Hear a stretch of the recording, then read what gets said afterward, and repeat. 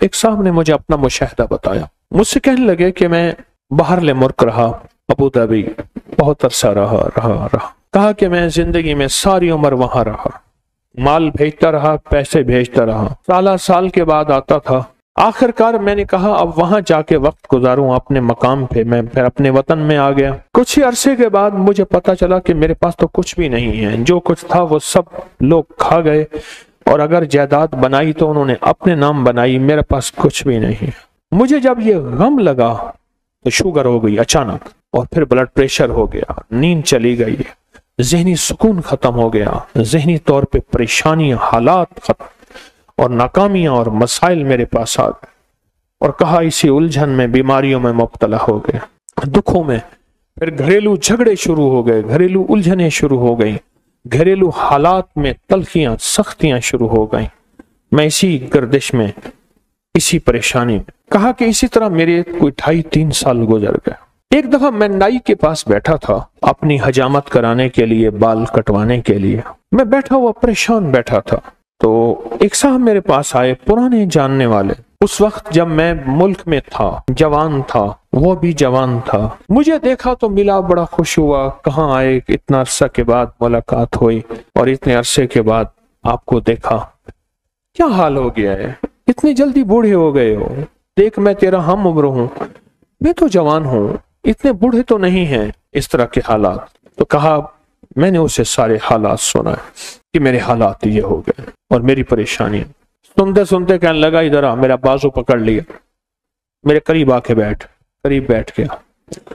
कहा, तुझे एक वजीफा देता हूं, अगर मसाइल का हल चाहता है, मुश्किलात का हल चाहता है, और चाहता है वो चीज जो तूने सारी उम्र चाही थी तुझे मिल जाए। अब जरा इस लफ्ज पे गौर कीजिएगा, बड़ा भारी और वजनी लफ्ज है। वो चीज जो तूने चाही थी सारी उम्र और तुझे मिल जाए, तो एक काम कर, सिर्फ फजर की नमाज के बाद सिर्फ 121 बार या लतीफ हो या वदूद हो पढ़, बस। और कहा, खूब गिड़गिड़ा के भिखारी बन के पढ़ फजर की नमाज के बाद। और कहा कि असर की नमाज के बाद सिर्फ 21 बार पढ़, फजर के बाद 121 बार और असर के बाद सिर्फ 21 बार पढ़। और कहा, इसको छोड़ना नहीं, महीनों नहीं छोड़ना, सालों नहीं छोड़। कहा, उसने हजामत बनवा ली थी और वो चला गया। मैं बाल कटवा रहा था तो मेरी जुबान पे खुद ब खुद या लतीफ हो या वदूद जारी हो गई, खुद ब खुद जारी हो गई। और कहा कि फिर मैंने इसको पढ़ना शुरू कर दिया। कहा, मुझे नींद तो मेरी खत्म हो चुकी थी, नींद तो वैसे ही नहीं आती थी, मैंने पढ़ना शुरू कर दी। कहा, चंद ही माह पढ़े थे, सबसे ज्यादा जिस बंदे ने अपने नाम जायदाद करवाई थी वो मेरा सगा भाई था। भाई के नाम पैसा भेजता गया और वो जायदाद लेता गया। जब मैं आता था वो कहता था ये तेरा है, ये तेरा है, ये तेरा है, और मैं खुश होता था। कहा, मेरे पास आया, फजर के वक्त मैं तस्बीह कर रहा था। कहा कि अपना जो है ना, वो पगड़ी होती है, देहाती बांधते हैं, वो साफा पगड़ी उठार के मेरे पाँव पे रखती है। अल्लाह के वास्ते माफ कर दे, जो मुझे पता है तू लोगों के पास आता जाता है, तूने कहीं से मेरे ऊपर तावीज कराए हैं, मेरे वो तावीज निकाल दे। तू जो कहेगा मैं कर दूंगा, तू जैसे कहेगा मैं कर दूंगा, मेरे वो तावीज निकाल।